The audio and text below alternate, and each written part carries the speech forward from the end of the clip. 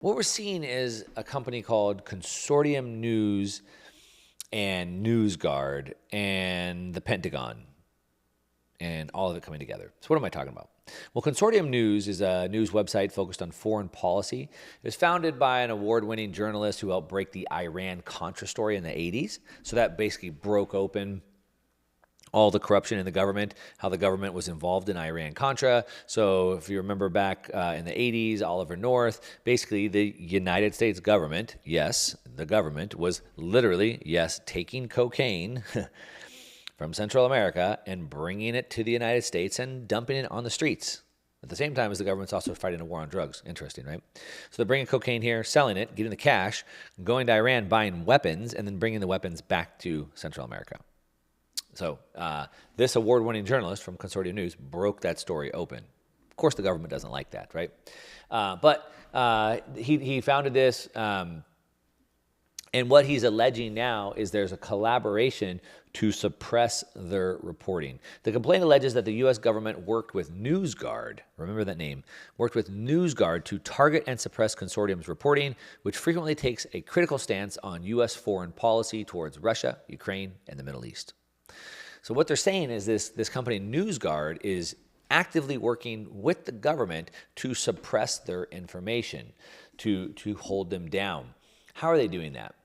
Well, on September 7th of 2021, the U.S. Department of Defense gave an award of almost $1 million, $749,000 to NewsGuard Technologies, a private service that scores media outlets on reliability and trust. All right? So they're a rating agency. So if you're a journalist, you want to cite your sources. And so you say, I got it from this website, I got it from this website, I got it from this news source, whatever. Well, Consortium News, Consortium Technologies basically ranks those media outlets on reliability. And so you, as a reporter or somebody who's citing news, you would want to grab information that was more credible. So for example, a lot of times on my main videos, on my main YouTube channel on Mark Moss, I'll pull in what I call the receipts. So if I'm going to tell you something, I'm going to bring the chart, the graph, the headline, the quote, whatever to back that up. Now, a lot of times I try to pull as much mainstream stuff as I can because people tend to think that has more authority. Then if I pull it from some obscure website like Alternative Health or something like that, right? And so these are scored. And basically what this suit is alleging is that 40,000 subscribers buy NewsGuard subscriptions. And they're relying on NewsGuard to tell them which ones are the best news sources to pull from. But NewsGuard is actually trying to censor the information. Consortium News was labeled a purveyor of disinformation and misinformation and false content, and worst of all, anti-US. This is despite the fact that, according to the suit, NewsGuard only flagged 6 articles out of tens of thousands. And so NewsGuard is saying, no, Consortium News is constantly false. They're constantly pushing fake information. And worst of all, they're even anti-US. But NewsGuard's like, Consortium's like, what are you talking about? You, NewsGuard, have only flagged 6 out of tens of thousands of articles that we published. And we are award-winning publishers or journalists. So Consortium News is pointing out that NewsGuard downgrades its entire 20,000 article library of data, even when there's only a couple of edge cases out there.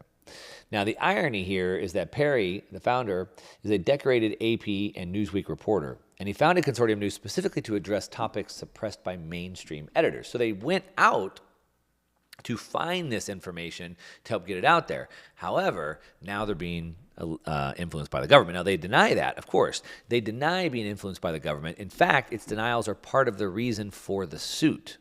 See, they got money, so it's hard. But when Michael Schellenberger and Matt Taibbi testified before Congress in March, so they testified in Congress about the Twitter files that were brought out, they mentioned NewsGuard as a government-funded rating service.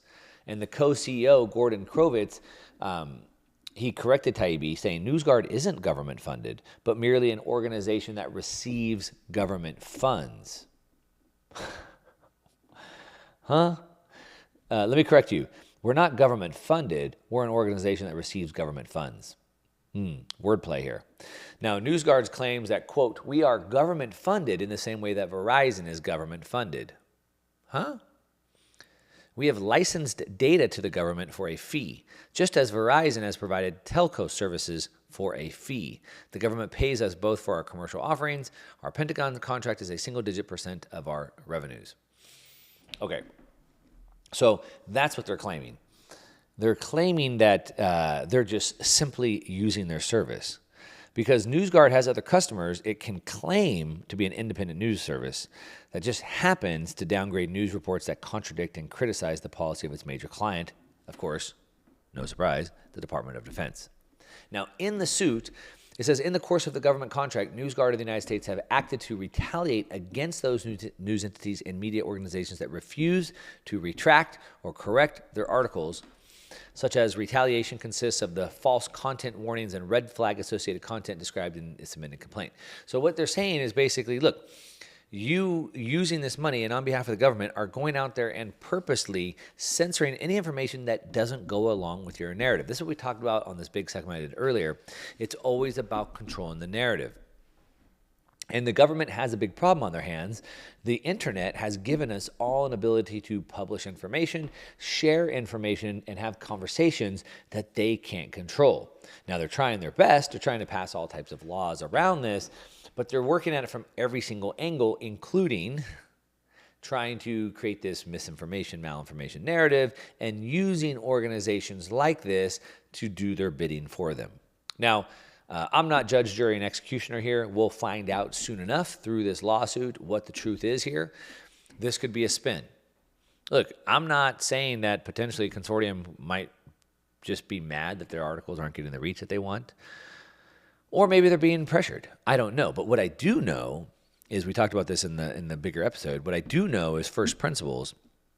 What I do know is that if the government wants to maintain power in a time when people are unhappy with them, the only way they can do that is by maintaining the narrative. So I do know that. So that just leads me to naturally believe this, but we'll see how this plays out. And this is all going to be coming out, and we'll see what happens. Now, there's a bigger case that's happening, and this is going to the Supreme Court, where the Supreme Court is actually going to hear about the Biden administration's ability to censor speech, specifically demanding censorship by social media platforms. And that's going to the Supreme Court, and that is going to be very interesting to see what happens, and I'm definitely going to keep you up to date on that. I mean, imagine that the Biden administration was told by a court they can't censor speech on free platforms or private platforms anymore, and the Biden administration is going to court to fight that.